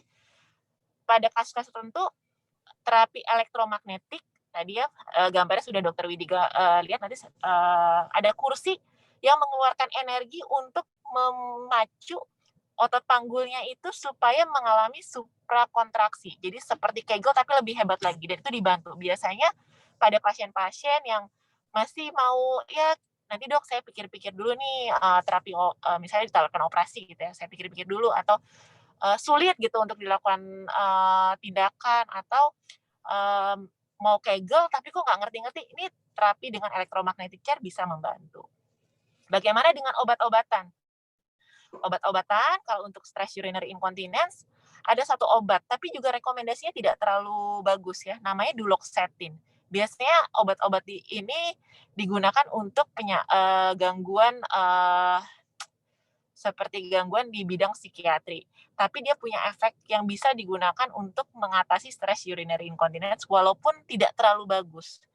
Kelemahan lain adalah efek sampingnya. Jadi di negara seperti ingat saya di Amerika ya, sudah tidak ada approval dari FDA penggunaan duloxetine untuk stress urinary incontinence karena efek sampingnya yang memicu suicide atau bunuh diri. Nah, terapi obat-obatan lain yang disebutkan ini lebih ke untuk urge urinary incontinence. Apabila terapi konservatifnya ini tidak berhasil dan ingin lebih baik lagi hasilnya, baru kita pertimbangkan ke tindakan yang sifatnya pembedahan. Biasanya terapi konservatif ini kita coba sekitar minimal 3 bulan. Kalau tidak berhasil, kita lari ke pembedahan. Nah, untuk kasus-kasus yang memang hanya murni stress incontinence, kita bisa langsung melakukan operasi. Tapi kalau dia campuran, nggak murni-murni stress incontinence, ada sesuatu yang lain, gangguan berkembang yang lain, biasanya kita urodinamik dulu untuk lihat apakah operasinya ini bisa dikerjakan, bagaimana prognosisnya, seperti itu. Pembedahannya, next slide. Pembedahan untuk kasus stress urinary incontinence ini ada yang sifatnya mulai dari minimal invasif sampai yang sifatnya cukup invasif. Pada kasus-kasus yang kita anggap itu gold standard atau yang standar utamanya adalah kolpossuspensi. Atau dulu sebelum ada isu-isu terkait dengan synthetic mesh merupakan salah satu primadona untuk menangani kelainan seperti ini. Tapi saat ini yang dianggap primadona adalah kolpossuspensi dan autolog facial sling. Nah, kolpossuspensi ini sendiri adalah mengencangkan jaringan penyanggah dari saluran kencingnya ke salah satu ligamentum ataupun jaringan ikat di daerah panggul sehingga penyokong dari uretranya lebih kuat sehingga mengurangi angka kejadian mengompolnya. Operasinya bisa dikerjakan secara open ataupun bisa secara laparoskopi, tergantung dari fasilitasnya.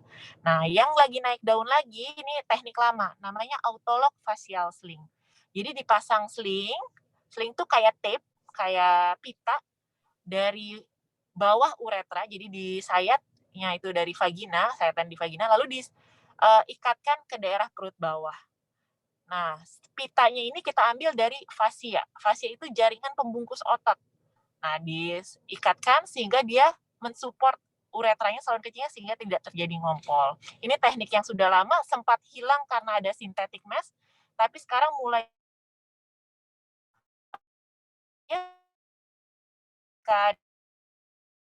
karena isu adanya erosi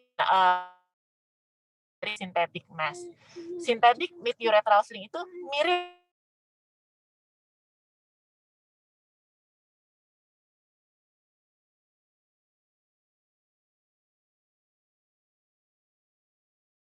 yang ada dua teknik.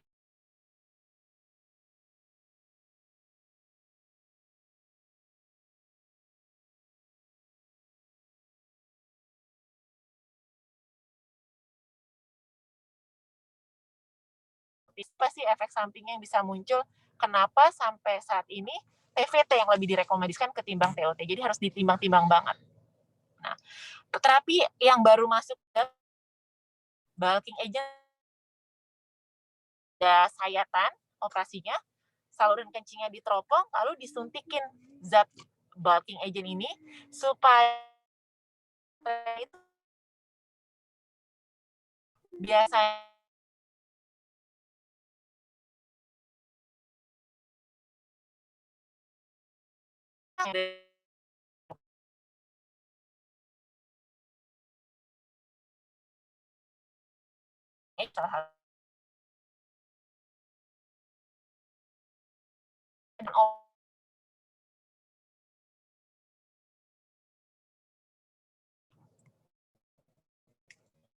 Oke.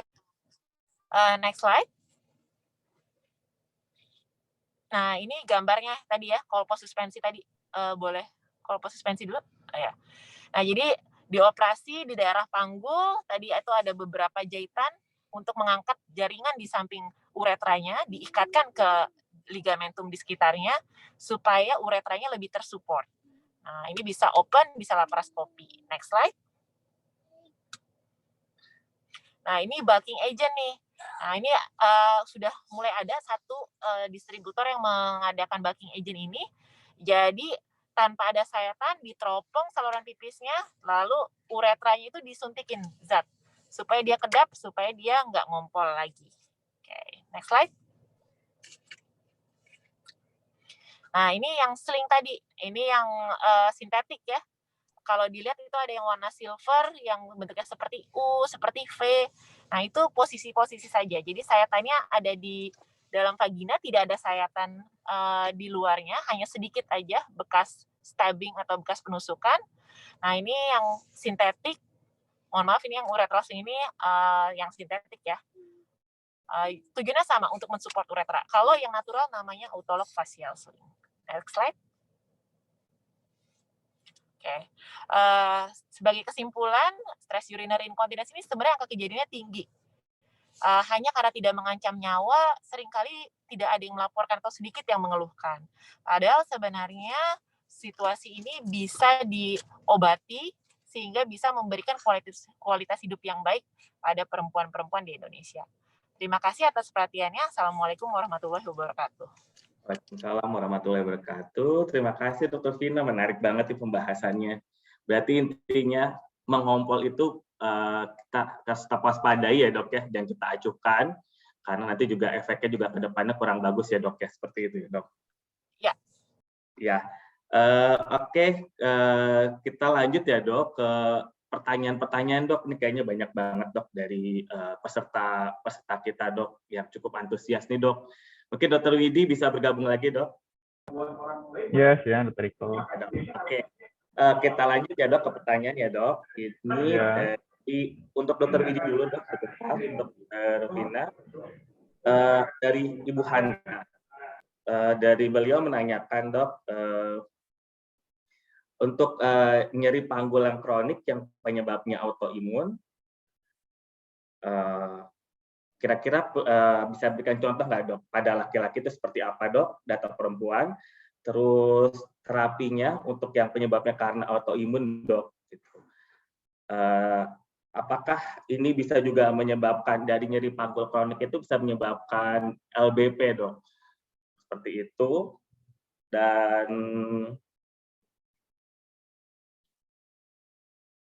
Dan akhirnya ujung-ujungnya apakah bisa menyebabkan jadi inkontinensi urin Dok? Kayaknya banyak banget sih Dok. Jadi intinya sih yang pertama, nyeri panggul kronik yang penyebabnya autoimun itu apa aja Dok? Untuk pada laki-laki dan perempuan. Terus kira-kira terapinya apa? Dan apakah bisa menyebabkan jadi LBP Dok? Dan ujung-ujungnya apakah bisa menyebabkan jadi inkontinensi urin Dok? Seperti itu Dr. Widi. Halo Dok. Ya, halo. Terima kasih Dr. Iko. Iya, memang jadi bilang prostetis ini atau cukup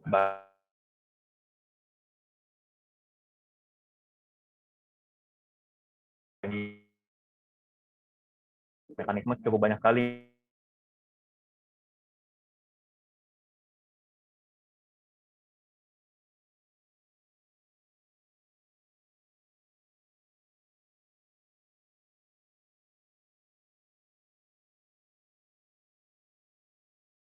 Halo Dok.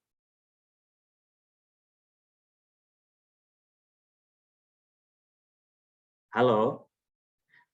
Oke Dok, boleh dilanjut dulu mungkin Dr. Widi, Dok. Dr. Vina kayaknya sinyalnya kurang baik Dok. Boleh, nggak apa-apa Dr. Iko. Halo Dok. Ya, gimana Dr. Iko? Ya, Dok. Jadi tadi apakah efek atau mungkin komplikasi dari nyeri panggul kronik itu bisa menyebabkan inkontinensi urin Dok? Seperti itu. Ya, memang kalau kita lihat dari beberapa tadi jadi slide, kalau ke arah mengompol tidak, ya. Tapi memang masalah kencing nggak lancar, butuh mengedan, tergesa-gesa, ya, frekuensi atau kencing malam hari yang berlebihan itu memang bisa diakibatkan, ya. Tapi memang yang urgensi ini yang kadang-kala kita harus hati-hati. Kadang kalau sudah terlalu berat, dikit-dikit dia pengen kencing, kencing. Nah itu kadang-kala kalau sudah sangat berat, bisa ada keluhan ke arah urgensi inkontinens. Tadi mungkin Dr. Vina sudah terangkan ya, yang ada beberapa tipe-tipe mengompol, tapi yang banyak sensitif, dikit-dikit pengen kencing. Nah itu kalau dia nggak ketahan, maka dia bisa mengompol. Ya, tapi kalau untuk tipikal yang kayak seperti stress incontinence atau apa namanya continua incontinence itu tidak, ya. Baik Dok. Oke, Dok kita lanjut lagi ya Dok. Dr. Vina, halo Dok. Oh, sini. Dok, ini ada pertanyaan lagi nih Dok. Cukup banyak Dok sebenarnya buat dokter nih. Yang pertama Dok, ini dari Dr. Megawati Dok. eh, untuk nyeri panggul kronik, kita curiganya penyebab karena prostatitis, Dok, bisa dikurangi dengan evaluasi up-point study, Dok, yang kita anamnesa itu, Dok. Sesuai dengan hasil evaluasi tersebut, Dok. Mohon saran, dokter. Terus, kenapa lebih banyak pada wanita yang mengalami nyeri pada kelompok CP atau CPPS, Dok? Seperti itu. Mungkin itu dulu ya, Dok. Iya, tadi pertanyaannya yang U-point. Jadi memang U-point ini adalah suatu singkatan untuk mempermudah kita, terutama dokter ya, untuk bisa melakukan screening pada pasien yang memang kita curiga ke arah prostatitis kronis atau nyeri panggul kronis. Ya. Jadi pada dasarnya dengan kita berpikir U-point itu tadi kan ada urologi, ada macam-macam tadi ya. Nah itu kalau kita memang berpikiran, biasanya sih memang ciri khasnya itu pada pasien-pasien prostatitis itu nyeri, ya, nyeri pada saat berkemih, nyeri pada saat ejakulasi ya. Nah kalau kita ketemu pasien-pasien seperti ini, ya kita harus berpikir nih, ada masalah urologinya nggak? Satu, yang kedua, masalah infeksinya ada atau tidak, ya. Yang ketiga, masalah psikologisnya bagaimana? Ya, jadi dari semua U-points ini kita coba telaah pada pasien. Kalau memang ada beberapa hal yang bisa menjadi faktor risiko dari U-point ini, yaitu yang kita tangani. Tapi balik lagi, kenyataannya diagnosis dari nyeri panggul kronis ini itu biasanya kita dapatkan setelah kita menyingkirkan semuanya. Artinya gini, menyingkirkan yang kira-kira jelas ada di depan mata gitu loh. Jadi penyakit-penyakit organik misalnya seperti tumor buli ya, atau misalnya ada kelainan struktur ya, penyempitan di uretra ya. Nah, itu kalau jelas ada ya kemungkinan besar misalnya ada gangguan kencing, nggak lancar ya bisa karena hal itu. Tapi kalau sudah kita cek semua segala macam nggak ada dan dominan ke arah nyeri, itu sebenarnya clue yang sangat sangat baik sekali kita untuk mengarahkan ke arah sana. Jadi kalau dia hanya pure nyeri saat kencing, saat ejakulasi, atau udah nyeri di daerah selangkangan, daerah bawah perut, nanti kita harus curiga ke arah sini, ya. Gitu. Tapi memang baiknya kita evaluasi semuanya tadi saya bilang. Ya. Lalu pertanyaan kedua tadi saya lupa ya, kasihkan jawaban pertama. Kenapa lebih banyak pada wanita yang mengalami nyeri pada kelompok dengan CP atau CPP? Ya, ini sebenarnya balik lagi masalah kepuasan saat berhubungan seksual. Ya, jadi pada pria-pria yang mengalami prostatitis ini memang secara nggak ada hal khusus yang dia bisa kayak jadi nyeri juga enggak. Gitu. Jadi memang lebih ke arah kepuasan seksualnya itu terganggu. Ya, makanya kan sebenarnya kan itu kan kalau kita nilai itu skor FSFI. Ya, FSFI itu kan sebenarnya female sexual, masalah fungsi seksual dari perempuan. Nah, itu nggak cuma kita menilai kepuasan seksualnya bagaimana dari sisi wanita. Ya, kalau misalnya prianya juga berhubungan seksual aja nggak enak, apa-apa nyeri, ejakulasi nyeri, tentunya otomatis yang perempuan pun juga sebenarnya ini dapat terpengaruh. Itu sebenarnya yang coba kita garis bawahi bahwa pada pria-pria seperti ini dia juga karena dia masalah seksualnya menurun, orgasme menurun, ereksi menurun, ya, masalah penetrasi juga mungkin dia juga jadi susah, maka otomatis pasti secara wanita juga pasangannya juga menjadi tidak puas, gitu, ya. Mungkin menjawab ya Dokter Riko ya. Baik Dok, cukup Dok, benar Dok. Ya. Dokter Riko, mohon maaf tadi saya ada gangguan koneksi. Dok. Gimana Dok, boleh dilanjut Dok untuk pertanyaan tadi Dok. Tadi terkait yang autoimun ya Dok. Memang sama seperti yang Dokter Widi bilang ya, itu autoimun memang udah banyak literatur yang menyebutkan ada kaitannya dengan chronic pelvic pain. Hal yang sama juga terjadi pada perempuan. Jadi ada kasus yang tadi Dokter Widi sudah share, bladder pain syndrome ya Dok, atau interstitial cystitis. Angka kejadiannya banyak pada perempuan dibandingkan pada laki-laki. Kalau prostat kan udah jelas ya, organnya hanya eksklusif ada pada pria. Jadi memang itu masalah pada pria. Tapi kalau pada perempuan yang banyak salah satunya adalah bladder pain syndrome atau interstitial cystitis. Dan dari literatur disebutkan memang adanya autoimun itu salah satu faktor resiko tersendiri terjadinya bladder pain syndrome. Yang sulit adalah kita belum tahu nih kenapa ya etiologi penyebab pastinya kenapa sih muncul bladder pain syndrome, tiba-tiba dia muncul, kadang-kadang dia hilang sendiri tapi nanti muncul lagi. Itu yang membuat sulit, tapi itu autoimun memang jadi faktor resiko tersendiri seperti itu. Dan yang mau saya tambahkan seperti yang sudah Dr. Widi sampaikan, chronic pelvic pain ini kan istilahnya diagnosis eksklusi gitu ya. Jadi dipastikan dulu yang lain tidak ada gitu, keganasan. Nah, yang mau saya tekankan salah satu yang jangan dilupakan yang masih ada di Indonesia adalah TBC saluran kemih. Itu biasanya salah satu bagian screening untuk menyingkirkan penyebab nyeri-nyeri di daerah panggul. Ada nggak ya TB saluran kemih? Karena kita masih endemis TB. Iya, Dok. Seperti itu, Dok. Baik, Dokter. Terima kasih, Dok, tambahannya, Dok. Dok, kita lanjut lagi ya, Dok. Ini untuk Dokter Vina, Dok. Ini ada dari peserta kita nanyain, Dok, mudah sekali berkemih saat posisi sujud atau rukuk, Dok. Kira-kira itu ada gangguan pada inkontinensi urin nggak ya, Dok? Seperti itu, Dok.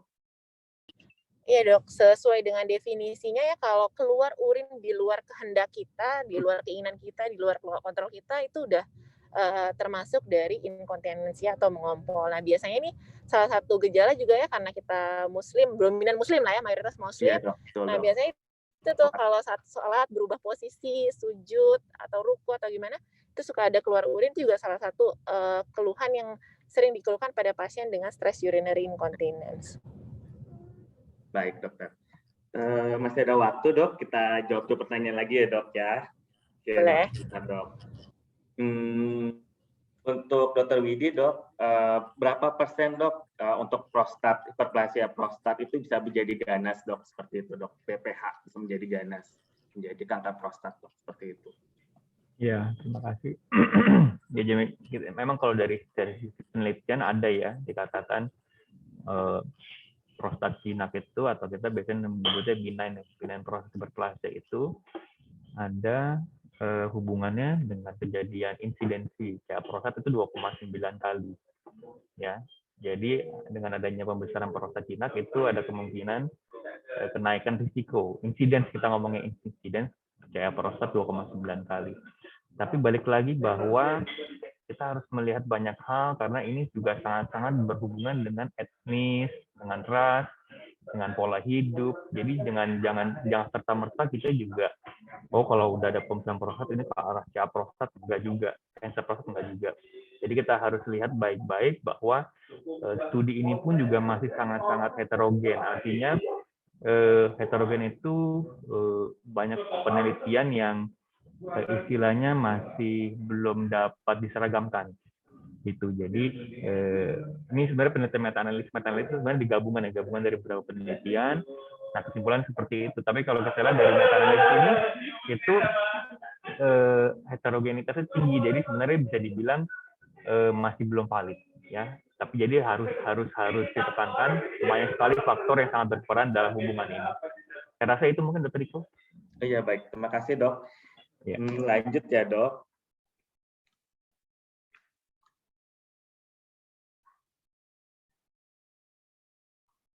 Ada yang tanya juga nih, Dok. Nyeri panggul sebelah kiri, apakah faktor pekerjaan karena bawa motor gede setiap hari itu ada pengaruhnya, Dok? Jadi mungkin aktivitas yang berat ya, Dok, bawa motor besar sehingga menyebabkan nyeri panggul, Dok. Itu mungkin karena trauma kali ya, Dok, yang terus-menerus. Seperti itu, Dok. Ya, sesuai dengan apa yang tadi sudah sempat saya jelaskan di slide, memang masalah atau kondisi daerah selangkangan ya, atau bahasa medis mungkin daerah perineum antara anus sama skrotum itu sebenarnya itu di balik itu dia ada prostat. Jadi kalau kita mengenai daerah itu cukup lama ya, entah beraktivitas sepedaan atau misalnya motor, nah itu juga dapat mempengaruhi kejadian ini ya. Dan makanya perlu diwaspadai, memang kalau kita melakukan aktivitas cukup lama, baiknya kalau sudah ada rasa-rasa tidak enak di daerah situ, berarti istirahat dulu. Istirahat dulu, kalau sudah enakan, lanjutin lagi boleh, silakan.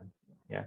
Memang ada yang bilang kita sepedaan itu batas waktu 3 jam, cuman balik lagi gaya bersepeda itu pun juga sangat berpengaruh. Ya. Ini karena saya juga hobi bersepeda, jadi hal itu musim ada sepeda sekarang ya. Jadi itu kita perhatikan juga ya, Dok ya. Kalau sudah harus mengetahui diri sendiri sih sebenarnya ya, intinya ya. kemampuannya bagaimana, kira-kira badannya bagaimana, tentunya ya orang yang kurus, orang yang gendut itu juga bisa berbeda. Baik, dokter. Oke, kita lanjut lagi, dok. Masih ada waktu. Dok, ada yang nanya nih, benarkah nyeri panggul bikin susah hamil?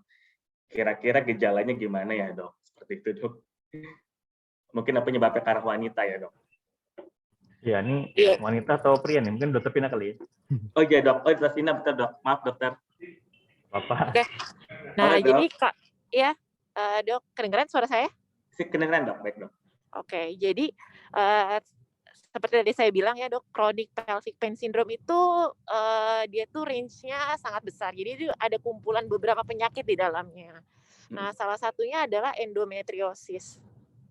Nah, kalau misalnya nyeri panggulnya disebabkan dengan endometriosis, mungkin itu bisa mempengaruhi fertilitas dari seorang perempuan. Jadi memang salah satu yang rutin kita evaluasi juga sebelum menyatakan, oh ini chronic pelvic pain syndrome, kita biasa evaluasi bagaimana organ kewanitaannya. Kalau saya biasanya rutin konsul ke bagian OBGYN, terutama yang endokrin, untuk dievaluasi ada nggak ya kemungkinan nyerinya ini disebabkan karena endometriosis. Dilihat juga misalnya ada nggak misalnya saat lagi menstruasi kok nyeri sekali, dysmenorrhea yang hebat, ada gangguan pola menstruasi seperti itu. Jadi pada spektrum tertentu chronic pelvic pain misalnya karena disebabkan endometriosis itu bisa mungkin mempengaruhi fertilitas dari seorang perempuan. Baik, dok. Cukup terjawab semua, dok. Terima kasih banyak ya, dok. Oke, dok. Kayaknya waktunya sudah habis, dok, untuk webinar kita kali ini. Terima kasih banyak untuk Dr. Widi sama Dr. Vina, dok, atas materi yang diberikan hari ini. Kayaknya membuka wawasan buat kita semua.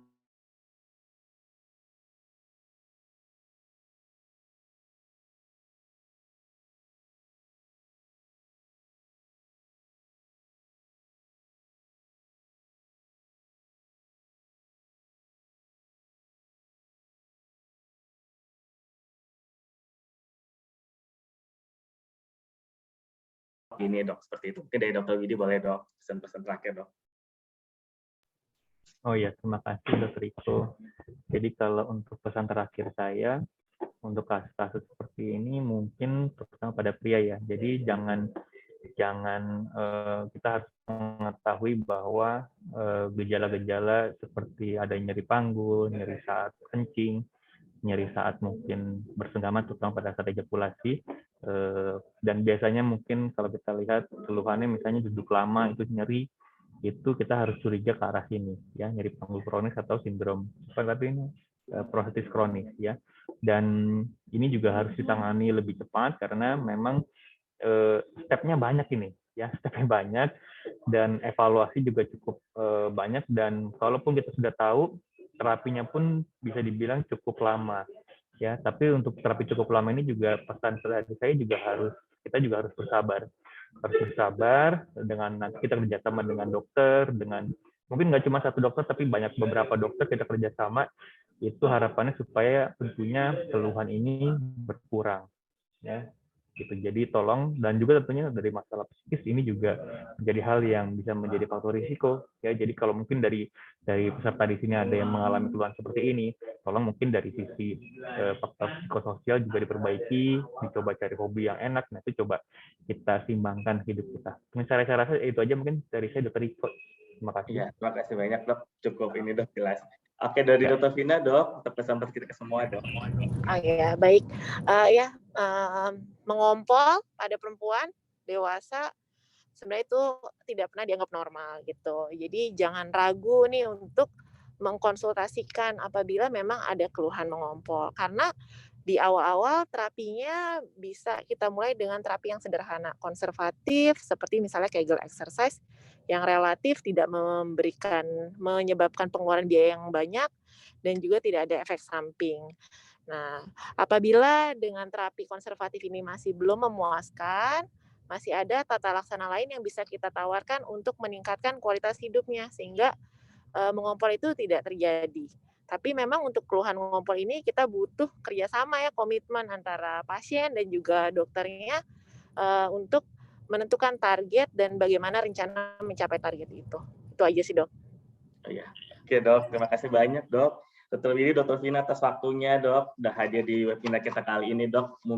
Mudah-mudahan ini semua jadi bermanfaat buat kita, Dok. Seperti itu. Oke, seperti itu, Dok. Terima kasih banyak, Dr. Widi, Dr. Vina, Dok. Oke, selamat siang, Dokter. Terima kasih Dr. Riko. Selamat Dr. siang. Riko, terima kasih Dr. Vina. Oke, Terima kasih semuanya. webinar, terima kasih. Kita sudah selesai di akhir acara nih. Tapi tetap mengingatkan bahwa webinar Men's Health dan Couple Clinic ini kita akan selalu adakan setiap sebulan sekali. Jadi pantengin terus, ikutin terus setiap bulannya dari kita untuk materi-materi selanjutnya yang pasti akan lebih menarik, menarik juga dan lebih oke ke depannya. Oke, seperti itu dan juga kita sampaikan lagi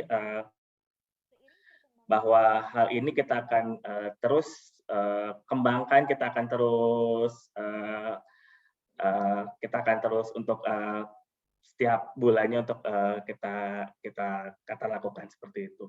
Saya dengan Dr. Riko pamit undur diri. Selamat siang, selamat beraktivitas. Terima kasih. Wassalamualaikum warahmatullahi wabarakatuh. Waalaikumsalam warahmatullahi wabarakatuh. Selamat siang. Mulai dari layanan medical check-up untuk pemeriksaan seluruh anggota keluarga, hingga pemeriksaan kesehatan untuk kebutuhan perusahaan. Menerapkan teknologi mutakhir, Eka Hospital juga memiliki radiologi information system dengan hasil pemeriksaan yang dapat disimpan dan diakses secara digital. Siap, cepat, tanggap, dan aman adalah komitmen kami untuk menjaga Anda selama 24 jam. Memiliki lebih dari 350 dokter spesialis purna waktu dari beragam disiplin ilmu kedokteran dan 1.500 tenaga medis, kami siap melayani Anda di keempat jaringan rumah sakit. Memberikan layanan terbaik di ruang operasi, Eka Hospital menggunakan peralatan canggih serta teknik bedah yang senantiasa berinovasi mengikuti perkembangan dunia medis. Fasilitas satu pasien satu kamar di seluruh jaringan rumah sakit diterapkan untuk memberikan kenyamanan pada pasien dan mengurangi risiko penularan penyakit saat perawatan. Eka Hospital melayani rata-rata 500.000 pasien per tahun, 6.000 tindakan operasi per tahun, serta melayani lebih dari 60.000 pasien medical check-up per tahun. Berbagai akreditasi dan penghargaan di tingkat nasional maupun internasional yang telah kami raih merupakan wujud komitmen kami untuk menjadi rumah sakit pilihan yang melayani dengan hangat dan sepenuh hati.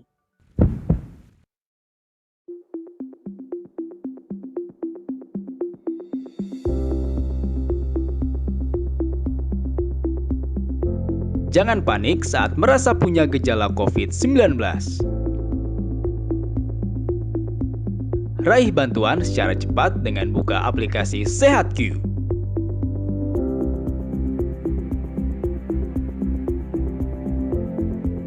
Bisa chat atau video call dokter. Beli obat atau vitamin hemat. Cari lokasi tes COVID-19 di jaringan NAR Kemenkes Republik Indonesia. Sampai cari perawatan lengkap setelah sembuh COVID-19. Tanya seputar COVID melalui WhatsApp dengan CS SehatQ. Ayo, download SehatQ sekarang.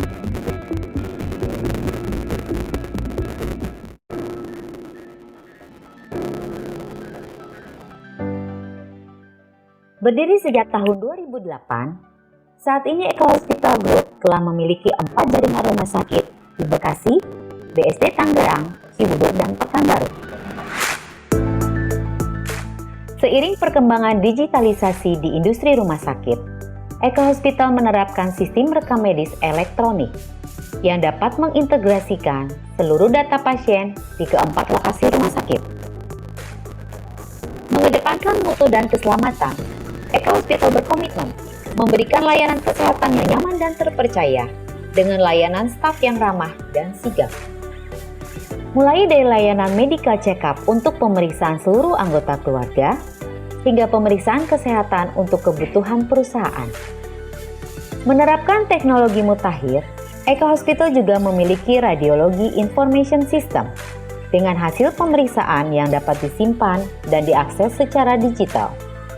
Siap, cepat, tanggap dan aman adalah komitmen kami untuk menjaga Anda selama 24 jam. Memiliki lebih dari 350 dokter spesialis purna waktu dari beragam disiplin ilmu kedokteran dan 1.500 tenaga medis, kami siap melayani Anda di keempat jaringan rumah sakit. Memberikan layanan terbaik di ruang operasi, Eka Hospital menggunakan peralatan canggih serta teknik bedah yang senantiasa berinovasi mengikuti perkembangan dunia medis.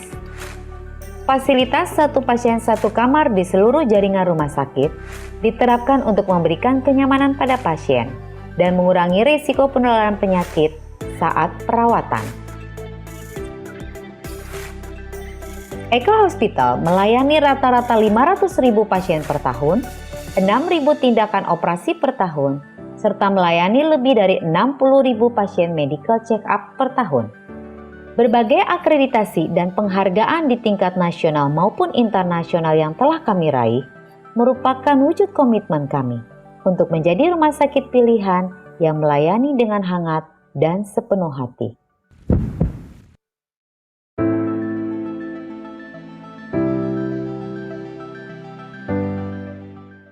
Berdiri sejak tahun 2008, saat ini Eka Hospital Group telah memiliki 4 jaringan rumah sakit di Bekasi, BSD Tangerang, Cibubur, dan Pekanbaru.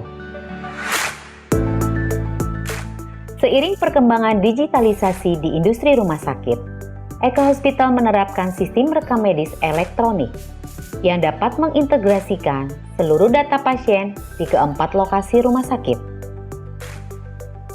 Mengedepankan mutu dan keselamatan, Eka Hospital berkomitmen memberikan layanan kesehatan yang nyaman dan terpercaya dengan layanan staf yang ramah dan sigap. Mulai dari layanan medical check-up untuk pemeriksaan seluruh anggota keluarga, hingga pemeriksaan kesehatan untuk kebutuhan perusahaan. Menerapkan teknologi mutakhir, Eka Hospital juga memiliki radiologi information system dengan hasil pemeriksaan yang dapat disimpan dan diakses secara digital. Siap, cepat, tanggap dan aman adalah komitmen kami untuk menjaga Anda selama 24 jam. Memiliki lebih dari 350 dokter spesialis purna waktu dari beragam disiplin ilmu kedokteran dan 1.500 tenaga medis, kami siap melayani Anda di keempat jaringan rumah sakit. Memberikan layanan terbaik di ruang operasi, Eka Hospital menggunakan peralatan canggih serta teknik bedah yang senantiasa berinovasi mengikuti perkembangan dunia medis. Fasilitas satu pasien satu kamar di seluruh jaringan rumah sakit diterapkan untuk memberikan kenyamanan pada pasien dan mengurangi risiko penularan penyakit saat perawatan. Eka Hospital melayani rata-rata 500.000 pasien per tahun, 6.000 tindakan operasi per tahun, serta melayani lebih dari 60.000 pasien medical check-up per tahun. Berbagai akreditasi dan penghargaan di tingkat nasional maupun internasional yang telah kami raih merupakan wujud komitmen kami untuk menjadi rumah sakit pilihan yang melayani dengan hangat dan sepenuh hati.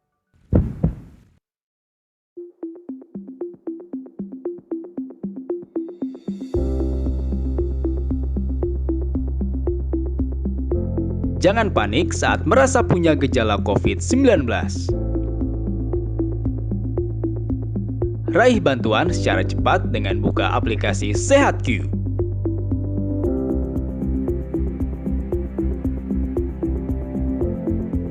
Bisa chat atau video call dokter.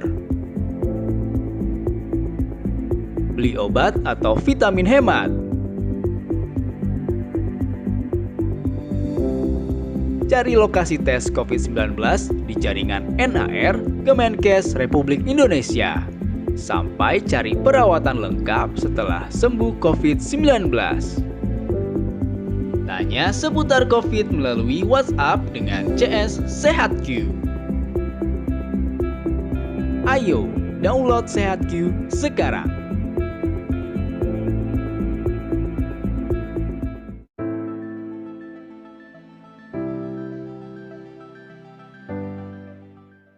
Berdiri sejak tahun 2008, saat ini Eka Hospital Group telah memiliki 4 jaringan rumah sakit di Bekasi, BSD Tangerang, Cibubur, dan Pekanbaru. Seiring perkembangan digitalisasi di industri rumah sakit, Eka Hospital menerapkan sistem rekam medis elektronik yang dapat mengintegrasikan seluruh data pasien di keempat lokasi rumah sakit. Mengedepankan mutu dan keselamatan, Eka Hospital berkomitmen memberikan layanan kesehatan yang nyaman dan terpercaya dengan layanan staf yang ramah dan sigap. Mulai dari layanan medical check-up untuk